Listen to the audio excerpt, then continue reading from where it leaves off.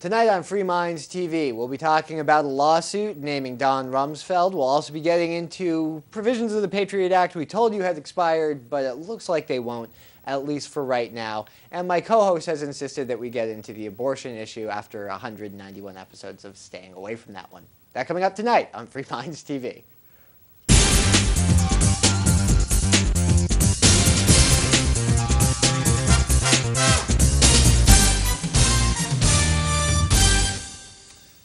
And thank you very much for tuning in to episode 192 of Free Minds TV, where we challenge you, the viewer, to think outside the box. As always, it is Toby here with you. And Nick. And that's right, Nick. Finally gonna do it. Oh, God. 191 episodes without talking about the feared abortion subject.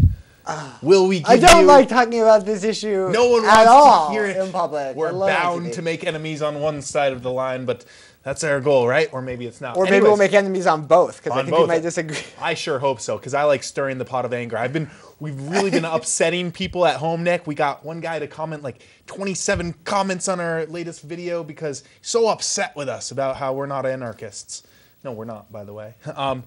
No. Libertarians, or something along those now lines. you just piss people off. That's okay. That's the goal, Nick. And at the second half of tonight's show, we are going to finally, after hundreds of hours of videos, we're going to be talking about that subject. So, how will we come down? That's our cliffhanger right now.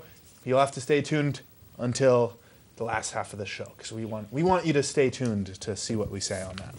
It will be exciting, Nick. But first, we've got updates.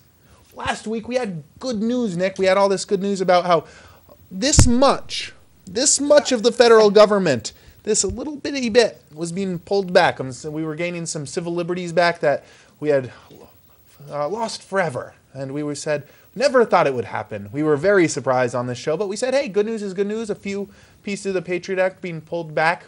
Take a little bit of liberty where we can get it. Well, I guess we counted our chickens before they hatched. And while the news was reporting that these provisions had not passed and been extended, well, you know what the government does. If at first they fail to get big government, well, they'll try again. And a week later, it looks like they're getting just that. Yeah. Well, it looks like, as we're reporting this, the Senate has passed by a healthy margin. I think it was 80-something to like 14 or 16, so it was by a landslide. The Senate has approved a 90-day extension to the three provisions of the Patriot Act, which we reported last week had been killed in the House. Now, remember, we reported that the only reason that these provisions failed in the House was because the GOP majority, the leadership of the Republicans in the House, some Republicans did defect, but they believed that they had enough votes on their side, that they didn't need the Democrats, and they didn't need to convince anybody. So they thought that they could pass this under a suspension of the rules, which requires a two-thirds majority. So they just barely missed that two-thirds majority by 7 votes. Now that they're looking at doing these extensions, not under a suspension of the rules, but under regular parliamentary procedure, you're going to see it's very likely that it's going to pass. Nick, this seems like an unfair do-over. Well, there's nothing fair about politics. I mean, I'm not going to complain about that. I think there are lots of things that are unfair about the nature of government and things like that. But when it comes to parliamentary procedure, that's just the way the game is played. Mm-hmm. Just because you vote on something one day doesn't mean you can't vote on it the next day. It's just the way it goes. And it's a big game that people play. It's all about getting the votes. And I had so much hope here, Nick. I really thought our federal government was turning things around. No, you didn't. We were going to be going back towards a small. I think we both knew that this was going to happen. I just didn't know if we'd report on it this week or next month. This was that flicker of hope, Nick. I was counting on them.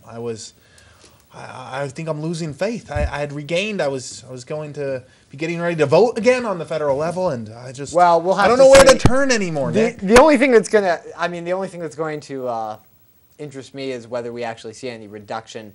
Even if we can see the growth of the federal government slow down, as in there's a smaller and smaller deficit year after year on the federal level, if the Tea Partiers and the Republicans who've taken control in the legislature can make some changes there and say cut the deficit in half, that'd be nice. Yeah, are they going to do that? No, they're not even close. As we talk, and anyone who's been paying attention to the news here, they're like, we're going to slash $100 billion from the budget.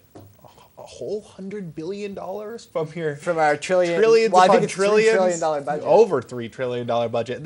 They're arguing about $100 billion. So how much in the hole will it be? Will it be like 900 billion or 1 trillion in the hole instead of like insane. 1.1? So, anyways, if anyone didn't get it, I'm completely given up on this federal government level. It's like a train wreck that we're just watching and hoping that we don't It's a get very dragged slow motion along. train wreck. Yeah, though, it's happening though. which makes it Before even your more very eyes. horrifying to watch. Especially since you're being More dragged boring, right too. along with it. It's not quite as exciting as an actual train. I mean, politics is pretty boring because Sure. it goes so slow. Yeah, it takes many, many years for this train If you've to ever watched finally... C-SPAN, you know.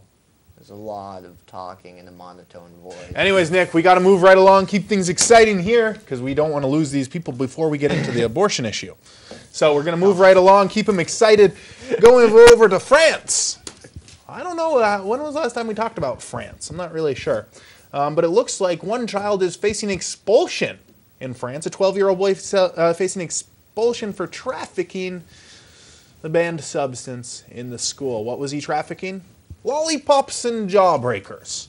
Yes, we've reported on similar stories about this. I think mostly out of the UK. I think we talked about a kid who got a detention or two for selling banned potato chips because, as you know, there's this whole healthy movement in the public school system where not only here in the United States, but all over westernized cultures, us enlightened folks are banning any sweeties from the schools, any certain salty foods. Well, that's what we say, but I know that with some high schools, like I think I've heard they've done this locally here, they've gotten rid of things like Pepsi and they're replacing with things like Country Time lemonade, sure, which is actually worse for you. Well, we've talked about on this show, bottle. if you're talking about drinking juice or soda, there's more sugar and more calories oftentimes in juice. I mean, it's all about moderation. Anyways, let's get back into this exciting story here, where the pint-sized entrepreneur pocketed 28 euros from sales before overzealous teachers shut down his illicit enterprise. He told teachers at his French school that he hoped to buy a flat-screen television with all his proceeds. But he won't be doing that. In fact, he may be having to look for a new school because, well, we can't just have people trafficking illegal substances. His mother is very outraged. She thinks that he should just get a few detentions for such behavior. But the principal says it was a favor. The kid says that it was really good for him. He says it was a favor because you can't find candy anywhere else because the school doesn't have it. So that's why he was supposed to be able to make so much money on this black market. I hope some of you are. It's about $35, 28 euros. I'm hoping people can read into what we're talking about here about the black market. You know those. Well, yeah, it doesn't work for candy. If you have so far, pat yourself on the back. You're thinking this much. If you don't know what we're talking about here, well, give yourself a dope slap and change the channel. Anyways, going right back into this, this is coming from the teacher. The problem with this is where's the limit? Not the teacher, the headmaster they call her. The problem with this is where's the limit? If today we allow a schoolboy to sell lollipops, tomorrow what will it be? Cell phones? Tomatoes? Do you think this was lost in translation, Nick? What's the fear of selling a tomato in school? Well, it's France. Are tomatoes bad in France? Do it mean something else? I don't know. In Europe, they do seem to be even a little bit more fond of regulations than people here in the United States are. But the U.S. is a pretty heavily regulated economy at this point, too. So people are legitimately scared of the idea of people just buying and selling things. And I'm not even talking about the fact that, yeah, you could extend this logic to the black market and say that, well, banning people selling tomatoes isn't going to stop them selling tomatoes. Maybe you should think about whether the war on drugs, as far as prohibition goes, is actually an effective strategy for eradicating the sale and consumption of drugs. But even if you don't go that far, I think, Toby, that there are a lot of people who they feel like every bit of economic activity needs to be regulated. You can't sell tomatoes without a license. Yeah, you can't sell. And health inspections. You can't sell jawbreakers on the playground. If you sell jawbreakers on the playground, well, you're a criminal. Flavin, let's see, it was Flavin Roger is the boy's name. He was obliged to write a confession for a file to be examined by a disciplinary council. He was treated like a criminal, his mother says. And, somewhat I agree. You know what? We're opening up a gateway for this, Mr. Flavin. Mr. Flavin just found out how profitable the black market is. In just one day, he was able to make 28 euros off his jawbreakers. What's that in American dollars? $35. 35. It's not bad for Not bad for a recess of selling jawbreakers on the underground market. Imagine when Mr. Flavor finds out how much other money certain banned substances can make him, which is, for me... markup's a lot better on markup is definitely a Not lot that I would better. recommend it's the way to go. Absolutely There's a very good chance you're going to be arrested or get shot working in that business. That's one of the reasons the prices are so high, is that very few people are willing to take those kinds of risks. Yeah. But what this really paints, what this picture really paints for us, is just how if you ban a substance, it doesn't make it go away. There is a black market for jawbreakers. The principal or headmaster here is worried about a black market for tomatoes. It just goes to show that you ban a substance, you don't make it go away, you make it go underground, and an entrepreneur will start to say, I can make a profit off this. Well, and at least here in the United States, it's not like the efforts to get kids to eat healthy or any of this stuff, or to get adults to eat healthy by doing things like banning trans fats or stopping the sale of things like Coca-Cola and foie gras in Chicago, that only Right. skyrocketed sales. Right. I mean, Well, it's there's not black Americans market are- hot dog stands that sell Right. foie gras. Before, barely, it was only for some rich. Well, that was wealthy more based on like an animal welfare thing than that one more than a health thing. It was very bad for you too. Very fatty. Yeah, I guess. But, all these new regulations have not done anything to make the American population more healthy. Of course We're not. continuing to get more fat. The projections continue to point that, in 10 years, they're pointing towards a fatter American public, which, frankly, I don't really care. I'm not the American public. I'm me. Well, you're And fine. you're you. You can control your weight, or you don't do a very good job of it, but you have the ability to choose to control your own weight. So why worry about statistics? If you're a parent, you have the ability to control what your kids Well, eat. we have healthcare bill now, which kind of ties your health into my pocketbook, Nick. So there's a worry there. Well, you know what I say, Nick, is let all those fatties fatten up, because you know what that means for me? Less competition in things. Because let's face it, life is harder if you're fat. And if everybody else is fat, that makes everything less competition for me. So, Well, it certainly, if half the population's fat, it certainly opens up. wait till that tiger comes, Nick. Who's going to get away? Me? Well, I guess only people who are somewhat in shape are going to be able to do the physical jobs that we still have. Not that we have many, because most of those are filled with immigrant labor and or they're done by robots. Robots. Which no one ever talks about, but that's a separate issue. Yeah, robots take a lot more jobs than Mexicans. Especially in Japan, because all the olds are getting old. And robots are starting to take over. Japan does have some pretty amazing robots, but we do too. Yeah, but they don't take where all the care of jobs- our olds yet. They have nurse Robots. And in Japan, that's who takes care of the olds, is the robots.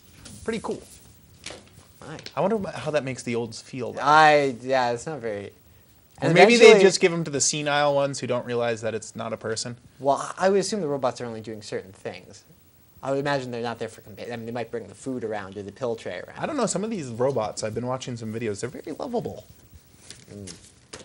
Anyways, Nick, we must move on. We've got more important issues to get to, and if we pause the show too much, we won't be able to spend much time on this abortion issue.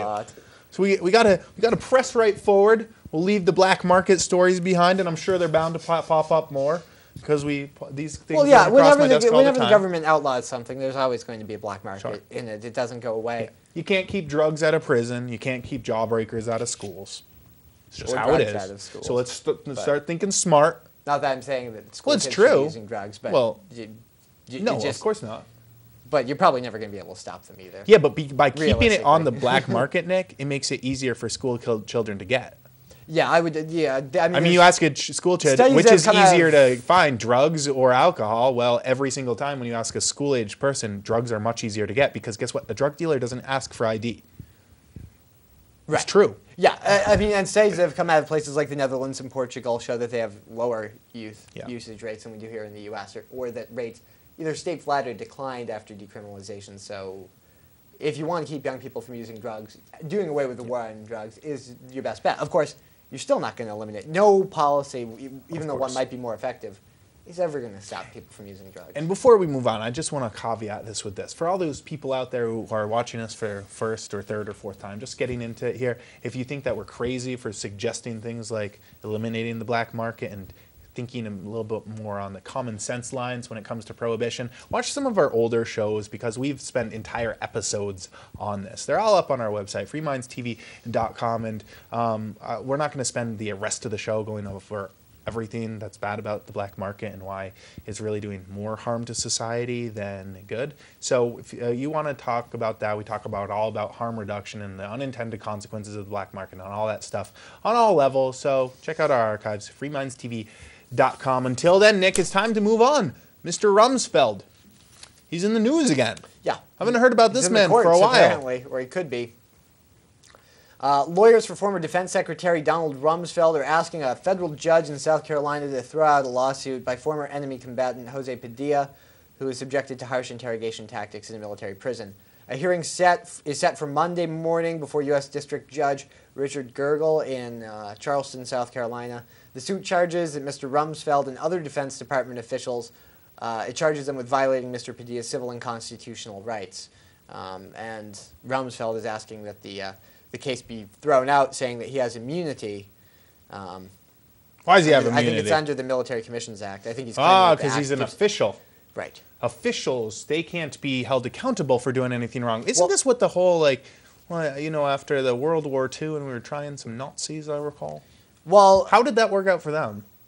Being like, I was just following orders. We hung them. Oh. And it's important to note that we actually shot, I think in Japan we just shot them. I think in Japan we were shooting people for waterboarding U.S. We considered it torture and a violation of the Geneva Convention when Japanese military prison officials waterboarded our forces during World War II, so we shot them as war criminals. Oh, they didn't have immunity? But they were officials. They were just following orders. Yeah. Where'd their immunity go? They were also war criminals. Oh, they weren't Americans. Right. Oh. Right.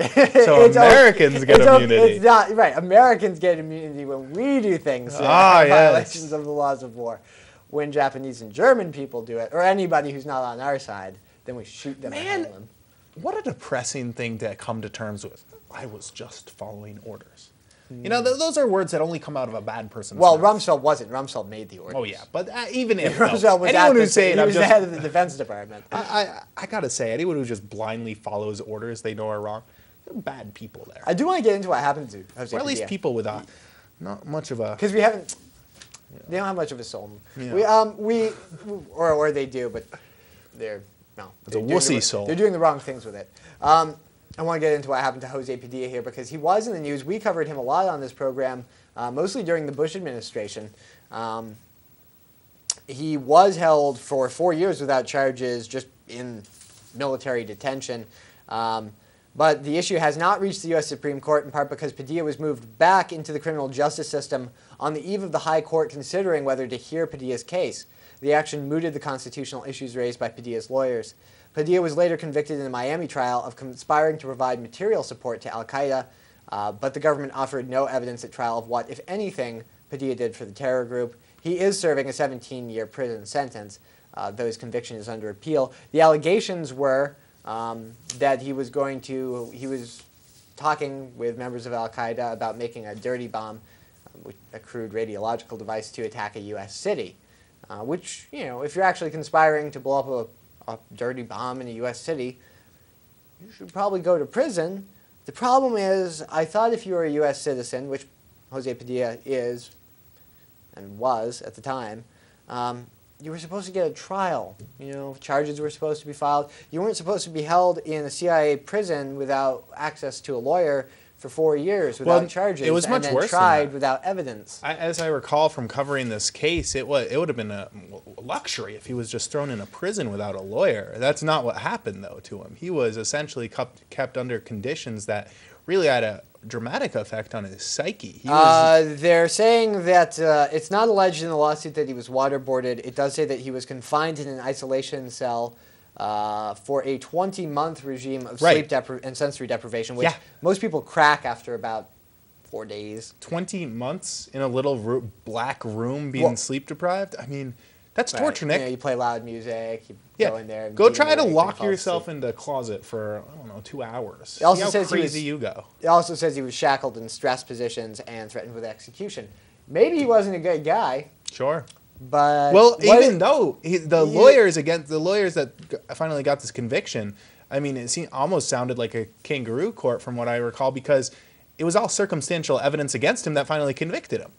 So I don't even know if he was a bad guy. But regardless, is this the American justice system that the rest of the world is supposed to look at and go, oh, yeah, that's good? Right. I mean, and it's still, we have to remember that the president, just because this happened under the Bush administration, George Bush is no longer president, doesn't mean that this is a non-issue at this point. Sure, as we just reported, we extended the Patriot Act yet again, and it's provisions under the Patriot Act that allow this crap to happen. It could be President Obama or whoever comes after him, or President Palin. Well, it's not like there aren't other Jose Pedillas in CIA prisons across, not only in the United States, but across the world. They're out there. I mean, when we broke up Gitmo, guess what? We just scattered those people to other prisons. There are lots of people who, including perhaps some U.S. citizens who we may never know, are in these secret prisons, which is, it is a scary thought, isn't it, that as a U.S. citizen, you can just be disappeared off to some CIA prison for the rest of your life without ever getting a trial, without ever getting a chance to plead your case, to clear your name. And tortured in these prisons. Right. That's the worst part about all of this, Nick. It's not only putting them in prisons, it's putting them in, torturing them. Depriving someone of light, putting them in stress positions, sleep deprivation for years. I mean, this is torture. And I know it doesn't sound like much. Oh, you put someone in a dark room, boo-hoo. Try it. Seriously. Try it for a couple hours. Go put yourself in a dark closet for a couple of hours. Blast some music for just a couple of hours. See how long it takes you to start going a little bit nutty. And then think about doing that for years and years and years. God. I would go insane probably after that. I'd want to kill myself. And this guy, I mean... Yeah, but they don't let you do that. His psyche is completely torn apart. I mean... he's probably a crazy person. Oh, absolutely. And maybe he did. I mean... Sure, but is that okay? Even if you did, is that what we do to people, is torture them? No, I mean, no. Let's say even murderers, rapists, murderers, serial killers. Do we torture them? Right. I mean, you should either put them in a prison cell or... If you're a supporter of the death penalty, just kill them and or at least torture them for an hour and then right. But let's get it over with. Not 4 years of it. 4 years of torture. That's a long time to be tortured. I don't even like the idea of being tortured for a couple minutes. Yeah. But I mean, unfortunately, this is not a non-issue.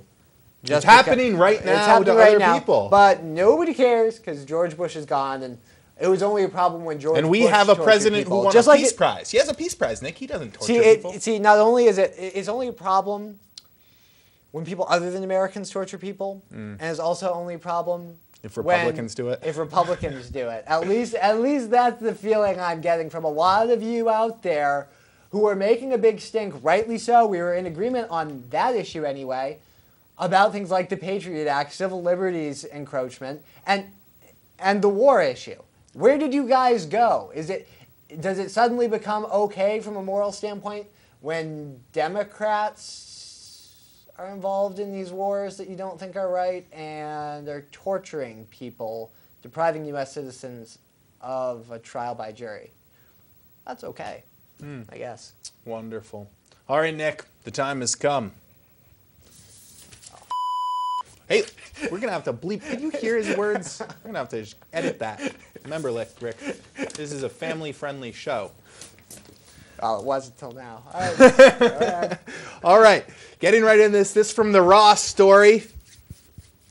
Reporting in from South Dakota here. Justifiable homicide is usually claimed in self-defense cases, and in particular home invasions that end up with a dead burglar. You may say that this is the one of many things that's big in Texas. Well, I guess. I don't know what that has to do with this story. I guess they kill people in Texas. The state does kill a lot of people in Texas. Moving right along, though, Nick. In South Dakota, a group of Republican state legislators have crafted a bill that would expand the legal definition of a justifiable homicide in a way that's plain and unambiguous. They're trying to legalize the murder of abortion doctors. Let's get into this. In House Bill 1171, which cleared committee recently, this is actually passed a committee, and will go before the full House vote very soon, the bill of justifiable homicide reads as such. Homicide is justifiable if committed by any person while resisting any attempt to murder such person. I'm down. Not so much down. or to harm the unborn child of such person in a manner and to a degree likely to result in the death of the unborn child. Yes, that's what it just said. It said that you should go into an abortion clinic and shoot all the doctors. Well, it says that you would have an affirmative defense against homicide charges if you did that, which is yeah, that's what they're going for here. Which is it's clever because clever. Well, it's a clever strategy if you're somebody who... Nick, I think that you could actually argue that this is a violation. This is one of the cases where freedom of speech would not apply to these legislatures.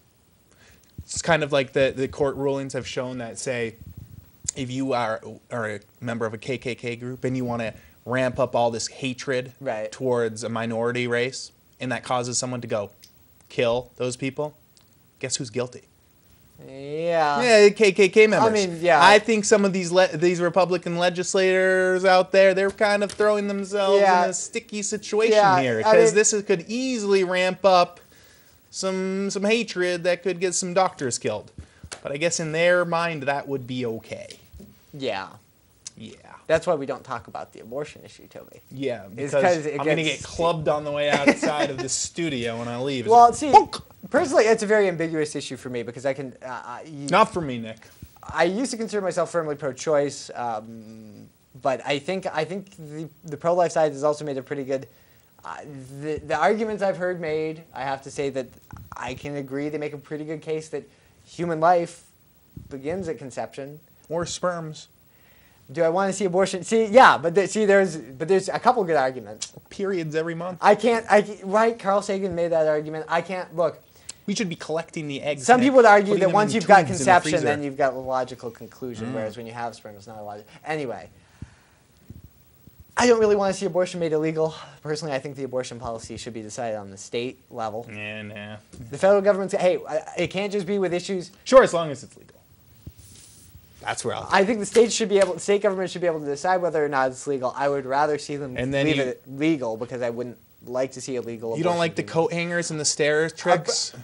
It's punching in the bellies? The other thing is you don't like the alleyways, Nick? You don't like all the dead teenagers? I don't. No? And if you're somebody who doesn't like abortion, you have to remember that abortions are still going to be taking place on the black market. I think... What? Because we passed a law it wouldn't be illegal, Nick? Just like this is insane. But I think if you're somebody who is pro-life, you don't like seeing abortion. I don't, personally, I really don't. Well, you should adopt some babies then. Adopt like 25 of them. Well, adopt and, adopt. 30, 40, 50. And make people aware of, try to convince people, say, young mothers. Be donating to all your give money. their kids up for adoption as opposed to getting abortions. I think the pro-life side can do a lot more good if they want to reduce the number of abortions in this country. And I don't think there are very many people out there who like the idea of abortion, even if you're firmly pro-choice. Have we? They can do this. Some are. Have we angered enough people yet? I sure hope so. Send the hate mail to fmtv@freemindstv.com. Until next week, it's been Toby here with you. And Nick. Have a good one.